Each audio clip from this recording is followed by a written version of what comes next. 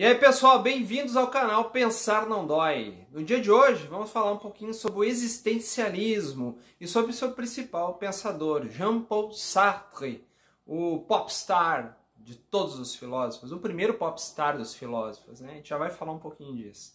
Então é o seguinte, se inscreve no canal, ative o sininho e dê um like. Saber um pouquinho mais sobre Jean-Paul Sartre? Vem comigo!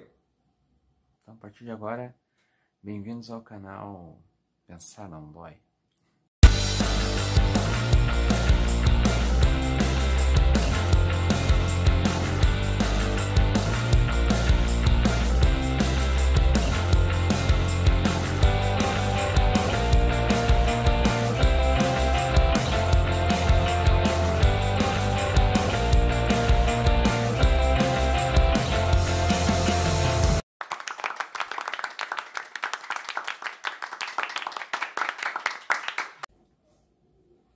E aí pessoal, voltamos então. Por que é tão legal falar sobre Sartre com essa perspectiva de popstar? Porque hoje nós vemos alguns filósofos aí brasileiros muito famosos, né?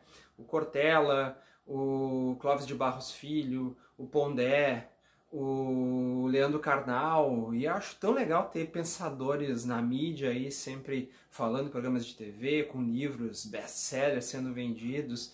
Mas talvez a primeira figura dentro da filosofia que conseguiu alcançar as mídias de uma maneira vamos dizer assim, bem ativa e bastante expansiva, né, no teatro, na televisão, no cinema, foi Jean-Paul Sartre, tá? Bom, mas falando de Sartre dentro da sua perspectiva filosófica, existencialista, então, Sartre ele viveu nesse período do século XX, pegou um bom pedaço aí da primeira parte do século XX e da segunda parte também, né? E foi certamente o mais influente de todos os filósofos do século XX. Bom, o existencialismo é uma escola filosófica que vai beber diretamente, então, da fenomenologia e daqueles primeiros pensadores da escola radical, Kierkegaard e Nietzsche, principalmente. Mas a questão base do existencialismo começa lá atrás com o Teori, como eu brinco, né? Aristóteles, que é uma questão que a gente já debateu na fenomenologia, né? Então, qual era a questão em jogo? Desde Aristóteles tentando definir qual era a essência do homem, né? O que é humano, como a gente define humano, que depois o Heidegger, então, na fenomenologia, vai propor que a gente mude a pergunta, que a gente pergunta assim, como é ser humano? Bom, mas tanto a fenomenologia como essas escolas anteriores vão buscar o quê? Uma essência do ser humano, algo que a gente possa dizer, bom, o ser humano é isso. E Sartre achava que isso era uma coisa absolutamente sem sentido, que não existiria uma essência universal para poder definir o ser humano. Ele achava que o ser humano era único, tá? Mas não o ser humano único enquanto espécie, único enquanto indivíduo. Bom, para a gente poder começar a explicar um pouquinho as ideias do Sartre, eu vou usar um próprio exemplo utilizado por ele. Ele diz o seguinte, imagine vocês um abridor de cartas, certo? O que tem que ser? Como é que tem que ser um abridor de cartas? Bom, a gente sabe que o abridor de cartas ele tem que ser levemente afiado, porque ele precisa abrir as cartas sem rasgar. Ele não pode ser muito afiado para não se tornar uma faca, algo totalmente perigoso. Provavelmente o ideal que seja de metal, mas pode ser feito também de madeira, de bambu, enfim. Bom, esse é o abridor de cartas. Tá? Para o abridor de cartas ter essas características, o seu artesão tem que ter pensado todos esses detalhes antes de fazer. Então essas características, esses detalhes, foram planejados antes da existência do abridor de cartas. Então, nesse caso, a essência precede a existência. Muito bem.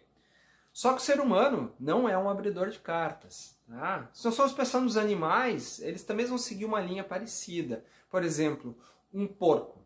Um porco é um porco e assim como todos os porcos vão ter um porco fisicamente maior, um menor.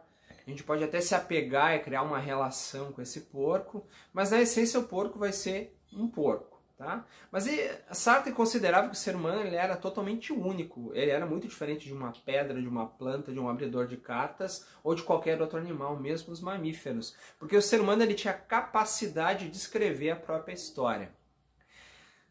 Sartre utilizava o exemplo da religião, então ele era um ateu, não só convicto, mas bastante um ativista, né, no ateísmo, e ele dizia o seguinte: a ideia da religião para ele era tão absurda para ser aplicada ao ser humano, porque ela usava o mesmo princípio do abridor de cartas e do seu criador. A religião estaria propondo o seguinte, que existiria um artesão, Deus, que teria pensado a essência do ser humano. Um ser que faz um homem à sua imagem e semelhança, ou seja, com a sua essência. E ele achava que isso era totalmente absurdo. Da mesma forma que ele criticava muito a ciência, que usava essa mesma base da religião, imaginando que deveria existir, não falando em deuses, mas deveria existir algo que definisse lá no passado, né, no sistema evolutivo, a própria questão da existência humana. Tá? Então, Sartre estava propondo o seguinte, que cada ser humano é único. Eu aqui desse lado e você aí do outro lado, embora biologicamente humanos, somos pessoas diferentes, correto? Muito bem. Sabe aquele joguinho que a gente faz no Amigo Secreto de final de ano? Meu amigo secreto, ele é uma pessoa muito extrovertida. Então, são características nossas. As nossas características nós vamos construindo ao longo da nossa vida, ao longo da nossa jornada. E cada um acaba se tornando diferente do outro, que para Sartre é a prova que não existe uma essência que vai delimitar o ser humano. Então Sartre vai mudar a ordem dos fatores referente ao abridor de cartas. Ele vai dizer o seguinte: a existência precede a essência, no caso dos humanos. Tá? Ele diz que o problema da gente querer abraçar uma ideia de uma essência universal é privar o ser humano do algo que é o mais importante para a sua evolução, que é exatamente o quê? A liberdade. Certo? Nós somos livres, e essa é a questão, e em cima desse pensamento de liberdade que vem a maior crítica de fora para as teorias de Jean-Paul Sartre, dizendo que o existencialismo ele é extremamente pessimista. Sartre dizia pelo contrário, ele era extremamente otimista, porque ele estava propondo o quê? Um ser humano que nós somos capazes de escrever a nossa própria história.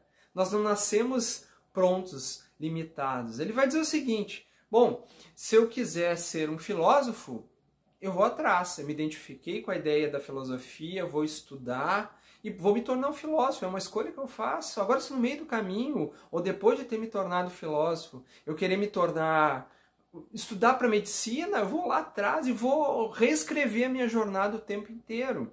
A única coisa que a gente tem que ter em mente, tá, é que todas as nossas... tudo que vai acontecer na nossa vida é resultado das nossas próprias escolhas. Ninguém está escolhendo por nós. E daí, claro, tem pessoas que acham um pouco difícil lidar com essa ideia de ser totalmente livre, de que tudo que acontece na sua vida não depende de nenhum outro ser, nenhum Deus e nem das outras pessoas, depende somente das suas escolhas. Então, Sartre vai definir da seguinte maneira a liberdade: nós estamos condenados a ser livres. Ou nós estamos condenados à liberdade. Se nós pudéssemos falar de uma essência humana, é a liberdade. Tá? A característica, melhor que essência, a característica humana base é a liberdade. Nós podemos sim reescrever a nossa própria história. Tá? Isso vai de encontro, por exemplo, com o pensamento de São Tomás de Aquino, quando ele falava da moralidade, da moral cristã. Então, São Tomás de Aquino escreve que aqueles 10 mandamentos que nós encontramos lá na Torá e na Bíblia, eles não são aleatórios, eles não foram escritos por Moisés para um controle social, eles realmente tinham sido dados por Deus. Por quê? Vamos lá: amar Deus sobre todas as coisas, não tomar seu santo nome em vão, guardar domingos e festas de guarda, honrar pai e mãe, não matar, não roubar, enfim. Isso garantiria o quê? Que a humanidade não se destruísse. E a humanidade não se destruindo estaria garantindo o quê? A progressão da vida humana, a progressão da evolução humana, que seria o grande objetivo de Deus. Que mesmo que nós não soubéssemos qual era o grande objetivo de Deus, mas mantendo aquelas leis, nós garantiríamos o quê? Que nós continuaríamos, enquanto espécie, o nosso processo evolutivo. Tá?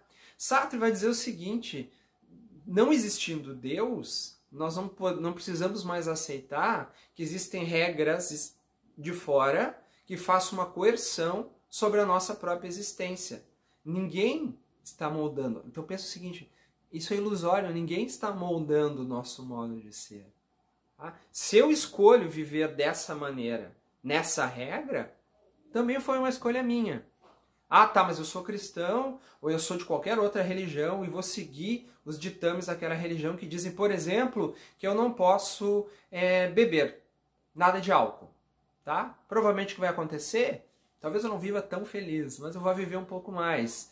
Ah, foi porque eu quis. Uma escolha absolutamente minha. Eu escrevo a minha história. Bom, Jean-Paul Sartre vai influenciar de uma maneira muito ampla a juventude dos anos 50 e 60 no mundo inteiro, mas principalmente na França. Né? Ele é acusado de ser o principal mentor, né, mesmo não indiretamente, de maio de 68, o movimento estudantil de maio de 68 na França, conhecido como Verão de 68, né, que conseguiu derrubar um governo bastante autoritário, um governo bastante retrógrado, vamos dizer o seguinte, né? E vai abrir os caminhos para a França, a partir dos anos 70, ser uma França muito mais livre na maneira de pensar, na maneira de agir, na própria maneira de fazer política. Até resgatando, na verdade, um DNA da história da França, de ter sido sempre uma pioneira. Jean-Paul Sartre teve uma companheira, uma filósofa ao longo da vida, né? Que é a Simone de Beauvoir. E a Simone de Beauvoir, junto com Albert Camus, vão ser os pensadores do nosso próximo vídeo. Então, assistam esse, estudem, retomem, pegam os dois principais conceitos de Jean-Paul Sartre. Então, o primeiro que a existência precede a essência e estamos condenados à liberdade. Mas isso não é ruim. Se eu aceito a ideia que eu sou condenado à liberdade, bom, então eu vou entender que eu vou poder sim escrever minha própria história. E melhor do que poder escrever minha própria história é reescrever minha história o tempo inteiro. Jean-Paul Sartre ele foi filósofo, foi escritor de peças teatrais, esteve envolvido com cinema, foi um ativista político, mas que mudou de vários partidos, o que mostra na sua própria vida que ele realmente acreditava que ele podia se reescrever o tempo inteiro. Tá? E a Madame, então, de Beauvoir e o Albert Camus são os outros dois existencialistas que nós vamos estudar, então, dentro dessa escola de pensamento, que vão ficar para o segundo vídeo. De cara, só uma lembrancinha, Madame de Beauvoir foi um dos grandes nomes do feminismo, mas não é um feminismo aleatório, é um feminismo baseado exatamente em conceitos extremamente interessantes. Ela era uma filósofa fabulosa, aliás, uma das grandes mulheres da filosofia, né? Ela vai dizer, por exemplo, o seguinte, que o homem nasce homem, a mulher tem que lutar para se tornar mulher. Né? E Albert Camus, então, para mim, o mais radical dos existencialistas, vai dizer uma frase que tem tudo a ver com o momento que a gente vive, com esse mundo, que diz o seguinte: a vida é um absurdo. Certo? Então tá, pessoal. Beijão para vocês, espero que vocês tenham gostado. Não esqueçam, né? Se inscreva no canal, ative o sininho e deem o like. Certo? Vamos lá, vamos estudar esse vídeo e, na sequência aí, Simone de Beauvoir e Albert Camus. Beijão, tchau, tchau!